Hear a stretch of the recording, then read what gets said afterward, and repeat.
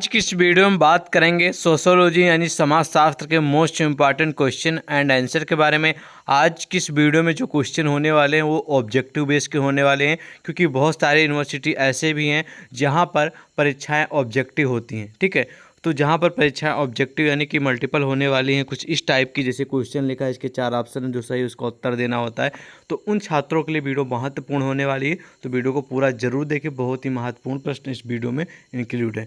तो चलिए वीडियो को शुरू करते हैं। नमस्कार दोस्तों, मैं संदीप, स्वागत है आप सभी का आपके अपने ही चैनल सक्सेस टू पर। आज की इस वीडियो में बात करेंगे जो भी हमारे बीए सेकेंड सेमेस्टर के छात्र हैं, जिनका सब्जेक्ट सोशोलॉजी यानी कि समाजशास्त्र है, उनके लिए महत्वपूर्ण है। और आज की इस वीडियो में बात करने वाले हैं सोशोलॉजी सेकेंड प्रश्न पत्र के बारे में। ये द्वितीय प्रश्न पत्र से जुड़े क्वेश्चन है, ध्यान से समझ लीजिए।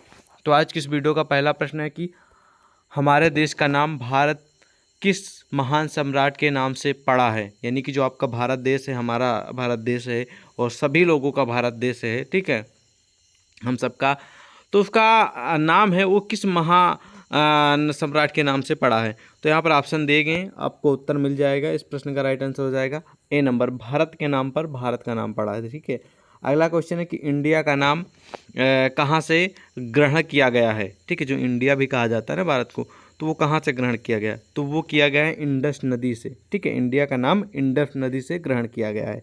ठीक है, भारत में पूर्व में हिंदुओं का कौन सा प्रमुख तीर्थ स्थल स्थित है।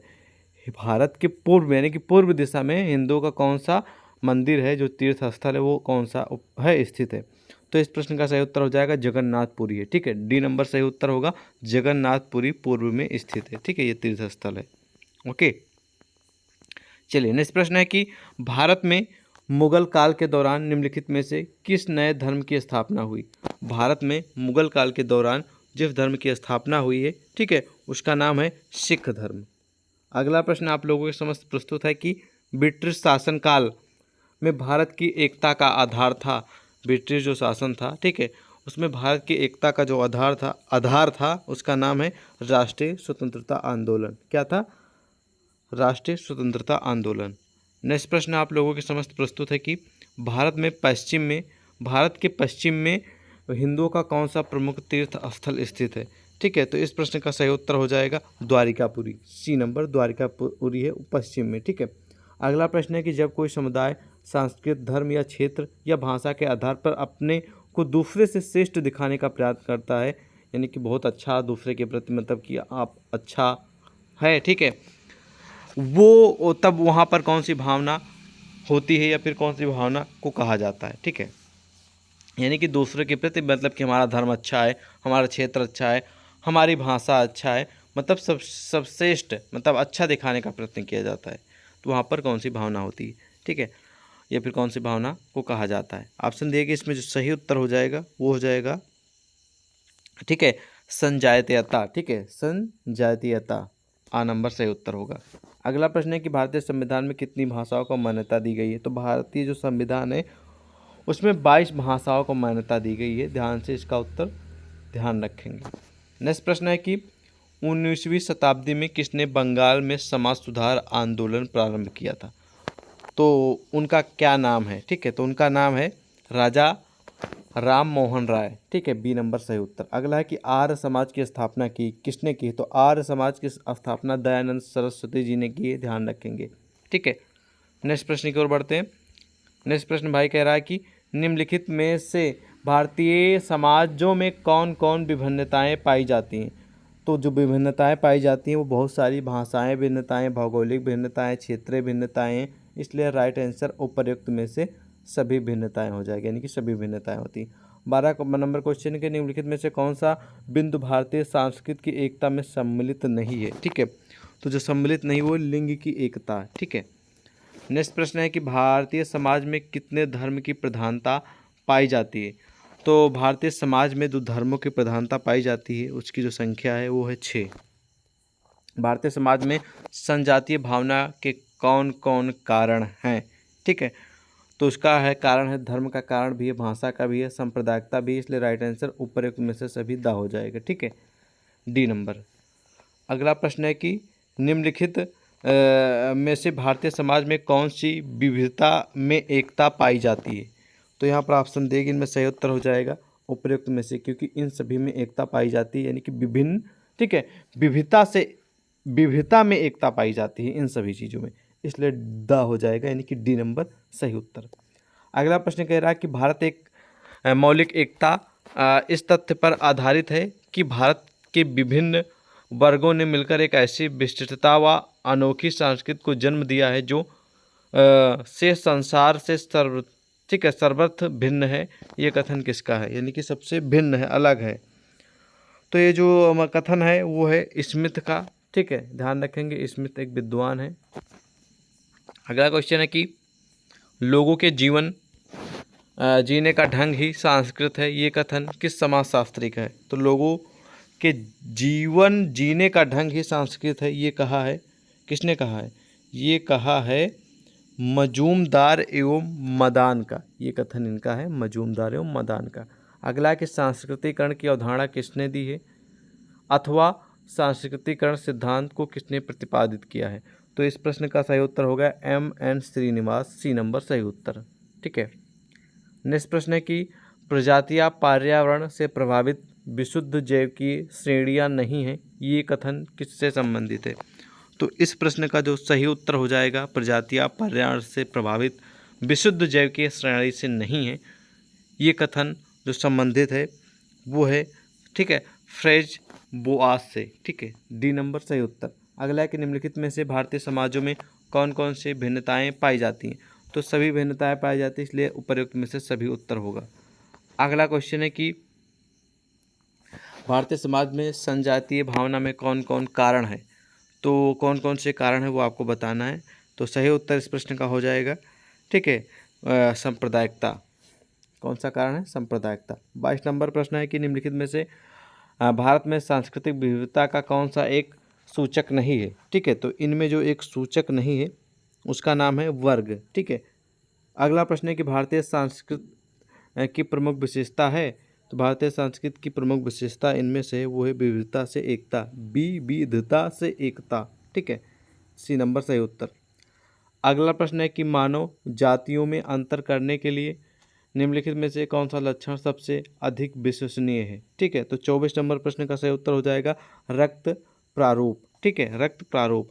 अगला प्रश्न है कि culture and society in India पुस्तक किसने लिखी है। तो culture and society in India जो पुस्तक लिखी गई है, ठीक है, वो किसके द्वारा लिखी गई है वो आपको बताना है। यहाँ पर ऑप्शन दिए गए हैं, ठीक है। सही उत्तर जो आपको मालूम है वो बेशक कमेंट में ज़रूर बताएं, ठीक है। तो ये लिखी गई है एन के बोस के द्वारा, ठीक है। अगला प्रश्न कह रहा है कि सामाजिक उद्विकास की अवधारणा का प्रतिपादन सर्वप्रथम किसने किया है। महत्वपूर्ण प्रश्न है एग्जाम के लिए, ध्यान से इसका उत्तर समझेंगे, ठीक है। तो इसका उत्तर सही जो होगा वो हो जाएगा हर्बर्ट, ठीक है, हर्बर्ट स्पेंसर। ये महत्वपूर्ण प्रश्न है एग्जामिनेशन के लिए, ठीक है। अगला प्रश्न हर्षकोटविट्स के लिए संस्कृत का अर्थ है, ये इतना महत्वपूर्ण है, इसे इग्नोर करेंगे हम। अगला भी क्वेश्चन इंपॉर्टेंट है इसलिए इग्नोर करेंगे। संस्कृत सापेक्षवाद ये भी इतना इंपॉर्टेंट है इसलिए इग्नोर करेंगे। अगला क्वेश्चन है कि संस्कृत मदों को दूसरी संस्कृतियों से स्वीकार करने की प्रक्रिया को क्या कहा जाता है। तो इस प्रक्रिया को कहा जाता है पर संस्कृति ग्रहण, इसलिए सही उत्तर हो जाएगा ए, ठीक है। अगला प्रश्न है कि एक संस्कृत को अपने, ठीक है, एक संस्कृत को अपने ही निबंधन के अंतर्गत समझाना व विचार करना चाहिए, न कि दूसरी संस्कृत के मूल्यों के संदर्भ में। इस नियम को क्या कहते हैं वो आपको बताना है, ठीक है। तो इस प्रश्न का सही उत्तर हो जाएगा संस्कृत सापेक्षवाद, यानी कि डी नंबर सही उत्तर होगा, डी नंबर। अगला प्रश्न है कि जब किसी समाज में कई प्रजातियां समूह अपनी विशिष्ट संस्कृति के अस्तित्व को बनाए रखते हैं तो उस समाज को इस रूप में सर्वाधिक जाना जाता है। कौन से समाज में सर्वाधिक जाना जाता है वो आपको बताना है। तो उसका नाम है, जिन छात्रों को मालूम बहुत ही जल्दी आप लोग कमेंट में ज़रूर बताएं, ठीक है। राइट आंसर हो जाएगा बहुसामुदायिक समाज, ठीक है। रॉल्फ लिंटन ने सांस्कृतिक मदों को कोडबद्ध किया, रॉन्ग को मतलब कि इंपॉर्टेंट क्वेश्चन नहीं है। अगला जो महत्वपूर्ण है आप लोगों के समझ तो वो क्वेश्चन ये है कि इनमें से किसने 1917 में अपनी पुस्तक मैन एंड कल्चर में अमेरिका की इंडियन संस्कृतियों का अध्ययन प्रस्तुत किया, ठीक है। तो उनका नाम है, आप लोग कमेंट में बताएंगे जो उत्तर आपको मालूम है। तो इसका सही उत्तर हो जाएगा डी नंबर बिस्लर। अगला प्रश्न है कि प्रत्येक चीज़ कहीं उचित होती है किंतु हर जगह नहीं, इस संदर्भ है, ये संदर्भ कौन सा है? ठीक है, तो सही उत्तर इसका हो जाएगा ये सांस्कृतिक सापेक्षता का संदर्भ है। बी नंबर सही उत्तर होगा। अगला क्वेश्चन है कि जब सांस्कृतिक विशेषक एक समाज से दूसरे समाज में फैलते हैं तो वो प्रक्रिया क्या कहलाती है? ठीक है, तो इस प्रक्रिया का नाम है विसरण। ए नंबर सही उत्तर होगा।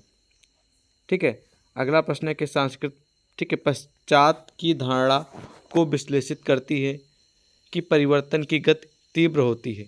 ये यहाँ पर ऑप्शन दिए गए, इनमें से कौन सा फिलहाल ये महत्वपूर्ण नहीं, से हम इग्नोर भी कर सकते हैं क्योंकि हम वही चाहते हैं कि आप लोगों के एग्जाम के लिए जो महत्वपूर्ण है वही हम आपको बताएं। अगला कि निम्नलिखित में से कौन सी विभिन्नता भारत में नहीं पाई जाती है? ठीक है, तो वो जो विभिन्नता भारत में नहीं पाई जाती है वो है, ध्यान से इसका उत्तर समझेंगे, बहुत ही हाई लेवल का कॉमन और नॉर्मली क्वेश्चन है एग्जाम के लिए, वो है राष्ट्रीय भिन्नता। ये नहीं पाई जाती, बाकी अलग अलग भाषाएं हैं, अलग अलग संजायता हैं, ठीक है, अलग अलग धर्म हैं, ठीक है, लेकिन जो राष्ट्र है वो एक ही है, इसमें कोई बदलाव नहीं है। अगला प्रश्न है कि यह मान्यता कि प्रत्येक संस्कृत का मूल्यांकन उसकी अपनी ही शर्तों पर होना चाहिए प्रतिलोम है। ठीक है, ये इतना महत्वपूर्ण है इसलिए इग्नोर करेंगे।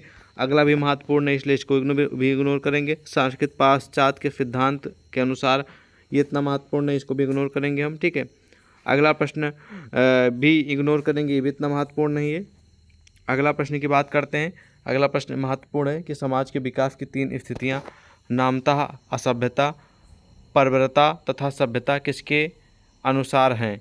तो ये जो किस विद्वान के अनुसार हैं वो आपको बताना है। तो इसका सही उत्तर आपका हो जाएगा मार्गन के अनुसार है। ठीक है, बी नंबर सही उत्तर होगा। अगला है कि जब सांस्कृतिक प्रतिमान एवं मूल्य पीढ़ी दर पीढ़ी संचारित होते हैं तो वह प्रक्रिया क्या कहलाती है? तो उस प्रक्रिया का नाम है सांस्कृतिक पुनरुत्पादन। ठीक है, ए नंबर सही उत्तर होगा। अब हम बढ़ेंगे नेक्स्ट प्रश्न की ओर। नेक्स्ट प्रश्न कह रहा है कि जब कोई व्यक्ति यह मानता है कि उसकी संस्कृति अन्य संस्कृतियों से श्रेष्ठतर है तो वो क्या कहलाता है? मतलब मान लीजिए हम कहेंगे कि हमारी संस्कृति आपकी संस्कृति से बहुत अच्छी है, तो उसको क्या कहलाता है, फिर उसे क्या कहा जाता है, वो आपको बताना है। तो इस प्रश्न का सही उत्तर हो जाएगा, ठीक है, नृजात केंद्रवाद। अगला प्रश्न है कि भारत में, ठीक है, भारत के किस क्षेत्र में जनसंख्या में जनजातीय जनसंख्या का प्रतिशत सबसे अधिक है? महत्वपूर्ण प्रश्न है, ध्यान से इसका उत्तर पढ़ेंगे। ठीक है, एग्जाम में आने की पूरी चांस है। तो पूर्वोत्तर भारत में क्षेत्र की जनसंख्या में जनजातीय जनसंख्या का प्रतिशत सबसे ज़्यादा यानी कि अधिक है। नेक्स्ट प्रश्न है कि किस आयोग के द्वारा क्षेत्रीय भिन्नताओं तथा स्वायत्तता के संदर्भ में केंद्र सरकार को विभिन्न सिफारिशें दी गई हैं?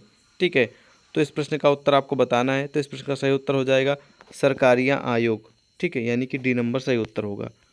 अगला प्रश्न कह रहा है कि भारत में आर्थिक और सांस्कृतिक भिन्नताओं से उत्पन्न होने वाला एक प्रमुख मुद्दा है, वो कौन सा मुद्दा है वो आपको बताना है। तो वो है क्षेत्रीय पहचान का मुद्दा। महत्वपूर्ण प्रश्न ये भी है। अगला प्रश्न है कि क्षेत्रीय असमानताओं की समस्या निम्नलिखित में से किस समाज से अधिक संबंधित है?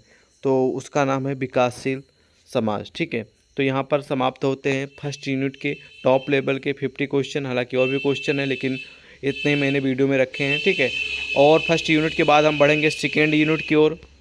हम बढ़ेंगे सेकेंड यूनिट से जुड़े most important question and answer के बारे में आपको बताएंगे। हम आपकी जानकारी के लिए बता दें, जो भी पेपर होते हैं सबके 4 यूनिट होते हैं, जैसे समाजशास्त्र है, पॉलिटिकल साइंस है या फिर अन्य भी कोई सब्जेक्ट, हिंदी इंग्लिश, सबके 4 यूनिट होते हैं। तो 4 यूनिट से जुड़े क्वेश्चन आते हैं। तो हमने पहला यूनिट कवर कर लिया है। अब हम यूनिट सेकेंड से जुड़े क्वेश्चन जानते हैं और उसके उत्तर। ठीक है, तो सेकेंड यूनिट का महत्वपूर्ण प्रश्न जो पहला है वो है कि भारत में निम्नलिखित राज्यों में किस राज्य की जनसंख्या में जनजातियों का प्रतिशत सबसे कम है? ठीक है, तो जिन छात्रों को इस प्रश्न का उत्तर मालूम है बेशक वो कमेंट सेक्शन में अपनी राय ज़रूर दिया करें। ठीक है, जिससे उनको थोड़ा बहुत तो आइडिया लगेगा ना, तो आप लोग अपनी राय ज़रूर कमेंट सेक्शन में दीजिए। तो इस प्रश्न का सही उत्तर आप लोग बताइए। चलिए, इस प्रश्न का सही उत्तर हो जाएगा कौन सा, ध्यान से बताएंगे। इसका राइट आंसर हो जाएगा ए नंबर हरियाणा। ठीक है, अगला प्रश्न है कि भारत में सर्वाधिक जनजातीय जनसंख्या वाले पहले 3 राज्यों में किसका स्थान पहला, दूसरा तथा तीसरा है? तो स्टेप बाय स्टेप जो पहला है वो आपको बताना है। पहला है मध्य प्रदेश, दूसरा है महाराष्ट्र और तीसरा है उड़ीसा, यानी कि राइट आंसर बा नंबर होगा, यानी कि बी नंबर सही होगा। ठीक है, अब हम बढ़ते हैं अगले प्रश्न की ओर। अगला प्रश्न भाई कह रहा है कि निम्नलिखित में से कौन सी एक जनजाति शिकार तथा खाद्य पदार्थों के संग्रह वाली जनजाति है? कौन सी वो आपको बताना है, वो है ठीक है खरिया जनजाति। ठीक है, अगला प्रश्न है कि जनजातियों पर बाहरी समूहों के प्रभाव को रोककर उनकी परंपरागत संस्कृति को मजबूत करने की प्रक्रिया को निम्नलिखित में से किस नाम से संबोधित किया जाता है। तो वो जिस नाम से संबोधित किया जाता है उसका नाम है ठीक है जनजातीयकरण। ठीक है, उत्तर सही होगा डी नंबर। अगला प्रश्न है कि निम्नलिखित में से किस लेखक ने जनजातीय समस्याओं के निराकरण के लिए एक राष्ट्रीय उपवन नेशनल पार्क को विकसित करने का सुझाव दिया है। तो उनका जो नाम है वो नाम है एल्विन। सी नंबर सही उत्तर होगा। अगला प्रश्न है कि निम्नलिखित में से संविधान के किस अनुच्छेद के द्वारा अनुसूचित जनजातियों के लिए लोकसभा तथा राज्यों की विधानसभाओं में स्थान सुरक्षित किए गए हैं। तो वो कौन सी मतलब कि अनुच्छेद है, उसका नाम है आप लोगों को बताना है। तो अनुच्छेद 334 में इसका वर्णन किया गया है। ठीक है, अगला प्रश्न समस्त है आप लोगों के कि भारत में अनुसूचित जात तथा अनुसूचित जनजात अत्याचारों की रोकथाम कानून जो है वो कब लागू किया गया, किस वर्ष लागू किया गया है। तो ये जो कानून है ठीक है वो लागू किया गया था 1990 में। ठीक है, अगला प्रश्न है कि केंद्र सरकार द्वारा खुली प्रतियोगिता से होने वाली नियुक्तियों में अनुसूचित जनजातियों के लिए कितने प्रतिशत स्थान सुरक्षित किए गए हैं। तो किए गए हैं 7.5 यानी कि 7.5। सी नंबर सही उत्तर। अगला कि एक भिन्न भाषा सांस्कृत निवास क्षेत्र तथा आर्थिक रूप से आत्मनिर्भर समुदाय को क्या कहा जाता है।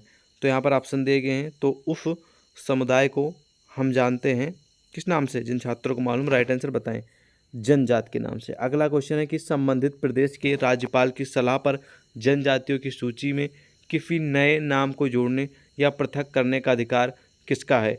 तो वो जो अधिकार है वो है राष्ट्रपति को, इसलिए राइट आंसर ए होगा। ठीक है, अब बढ़ते हैं हम अगले प्रश्न की ओर। अगला प्रश्न कह रहा है कि किसके द्वारा भारत की अनुसूचित जनजातियों को पिछड़े हुए हिंदुओं के रूप में संबोधित किया जाता है। ठीक है, तो ये किसके द्वारा कहा गया है। तो ये जो कहा गया वो क्या कहा गया है, जो कि हमारे प्रोफेसर हैं जिनका नाम है GS घुरिया, जो कि विद्वान है। ठीक है, अगला प्रश्न प्रस्तुत है कि इनमें से जनजातियों को किस एक नाम से संबोधित नहीं किया जाता है।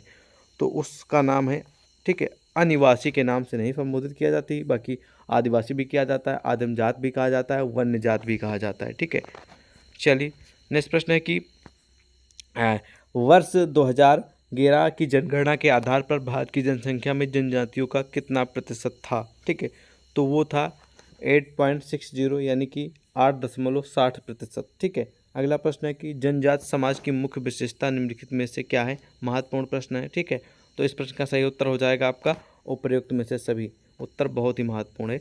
अगला क्वेश्चन कोई महत्वपूर्ण नहीं, लेकिन जान लेते हैं। किसने कहा कि एक जनजात परिवार एवं पारिवारिक वर्गों का एक ऐसा समूह है जिनका एक सामान्य नाम है, जिनके सदस्य एक निश्चित भूभाग पर निवास करते हैं, एक सामान्य भाषा का प्रयोग करते हैं तथा विवाह और व्यवसाय के विषय में किन्हीं विशेषज्ञों का पालन करते हैं। तो उनका क्या नाम है। ठीक है, तो इन ऑप्शनों में से जो सही उत्तर हो जाएगा DN मजूमदार। सही उत्तर बी होगा। ठीक है, अगला प्रश्न है कि इनमें से कौन सी जनजातियाँ उत्तर प्रदेश की हैं। ठीक है, तो इनमें से जो उत्तर प्रदेश की हैं वो है खस भी है, थारू भी है, बोक्सा भी है, इसलिए राइट आंसर उपयुक्त में से सभी होगा द नंबर। ठीक है, अगला है कि निम्नलिखित में से कौन सी जनजाति मात्र ठीक है सत्तात्मक परिवार की है। तो इस प्रश्न का सही उत्तर हो जाएगा ये सभी, क्योंकि ये सभी उफी जनजाति यानी कि ठीक है मात्र सत्तात्मक परिवार की हैं। ठीक है, गारो खाफी नायर भी। और अगला प्रश्न है कि निम्नलिखित में से जनजातियों में से कौन सी या फिर इनमें से कौन एक विवाही है। ठीक है, एक विवाही है। तो ये ऑप्शन में से जो दिए गए इनमें सही उत्तर हो जाएगा संथाल। ए नंबर सही उत्तर। अगला प्रश्न है कि डॉक्टर घुरिया ने जनजातियों के लिए किस शब्द का प्रयोग किया है। ठीक है, तो डॉक्टर जो घुरिया हैं उन्होंने जनजातियों के लिए जिस शब्द का प्रयोग किया है उसका नाम है पिछड़े हिंदू। अगला प्रश्न है कि निम्नलिखित में से जनजाति की विशेषता है। तो निम्नलिखित में से जो जनजाति की विशेषता है वो है एक निश्चित भूभाग भी है, सामान्य भाषा भी है, एक जैसी संस्कृत भी है, इसलिए राइट आंसर द हो जाएगा उपयुक्त में से सभी डी। नेक्स्ट प्रश्न है कि राष्ट्रीय पार्क का सुझाव दिया है, राष्ट्रीय पार्क का सुझाव किस विद्वान ने दिया है। ठीक है, तो उनका नाम है वेरियन एल्विन ने दिया है। ठीक है, सी नंबर सही उत्तर होगा। अब बढ़ेंगे नेक्स्ट प्रश्न की ओर। नेक्स्ट प्रश्न कह रहा है कि जनजातियों की अस्थायी ठीक है कृषि कहलाती है तो इस प्रश्न का सही उत्तर हो जाएगा आपका झूम खेती। ठीक है, सी नंबर सही उत्तर होगा, सी नंबर सही उत्तर होगा। ठीक है, अगला प्रश्न आप लोगों को समझते हैं कि निम्नलिखित जनजातियों में से कौन सी बहुविवाही है। ठीक है, तो उसका नाम है, जो निम्नलिखित में से जो बहुविवाही है उसका नाम है, इनमें से कोई नहीं है, ना डफला है, ना खासी है, ना कदार है।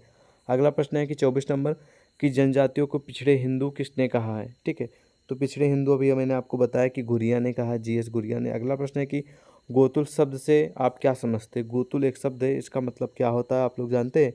तो गोतुल शब्द का मतलब होता है एक युवा ग्रह का नाम। ठीक है, डी नंबर सही उत्तर होगा। अगला प्रश्न कह रहा कि अस्पृश्यता निरोधक अधिनियम किस वर्ष पारित हुआ। ठीक है, तो ये जो अधिनियम है वो पारित हुआ था सन 1955 में, सही उत्तर सी होगा। अगला है कि सत्य शोधन समाज की स्थापना किसने की है। तो सत्य शोधन जो समाज है इसकी स्थापना ज्योतिबा फूले जी ने की है, सही उत्तर ये हो जाएगा। अगला है कि 28 नंबर क्वेश्चन है कि कौन सी जनजाति सेवा विवाह अपनाती है। ठीक है, तो इस प्रश्न का सही उत्तर हो जाएगा नागा जनजाति। ठीक है, ओके। नेक्स्ट प्रश्न है कि भारत में जनजातियों की सर्वाधिक जनसंख्या किस प्रांत में है। ठीक है, तो किस प्रांत में है वो आपको बताना महत्वपूर्ण प्रश्न है। इसका सही उत्तर हो जाएगा मध्य प्रदेश में, मध्य प्रदेश में सबसे ज़्यादा है। अगला है कि जनजातियों में युवा संगठन कहलाता है। तो जनजातियों में युवा युवा जो संगठन है वो कहलाता है डोरमेट्री। ठीक है, नेक्स्ट प्रश्न है कि कौन सी जनजाति अपने भैंस संस्कृत के लिए प्रसिद्ध है। तो उसका नाम है टोडा। ठीक है, बी नंबर सही उत्तर होगा। अगला क्वेश्चन है कि निम्नलिखित में से या फिर निम्न में से कौन सी जनजाति मात्र सत्तात्मक परिवार व्यवस्था को मानती है। सही उत्तर हो जाएगा गारो। अगला है कि कृषक समाज की अवधारणा का उल्लेख किस विद्वान ने किया है। ठीक है, तो उस विद्वान का नाम है, बहुत ही महत्वपूर्ण प्रश्न है। ठीक है, रॉबर्ट रेडफील्ड। ठीक है, रॉबर्ट रेडफील्ड। अगला है कि ठीक है, एग्रेरियन सोशियल स्ट्रक्चर नामक पुस्तक के लेखक कौन है। ठीक है, उनका नाम है आंद्रे बिताई। ओके।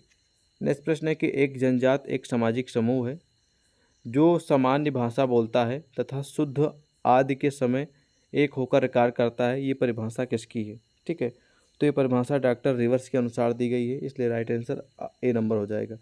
भारत की कौन सी जनजाति बहुपति प्रथा का पालन करती है। ठीक है, तो बहुपति का जो पालन करती है उसका नाम है खफ जनजाति। ठीक है, खफ जनजाति। अगला है कि निम्नलिखित में से या फिर निम्नांकित में से कौन सी जनजातियाँ कारखानों एवं खानों में काम करके अपना जीवन यापन करती हैं। ठीक है, तो उस जनजाति का नाम है, 37 नंबर प्रश्न का राइट आंसर हो जाएगा संथाल जनजाति। अगला है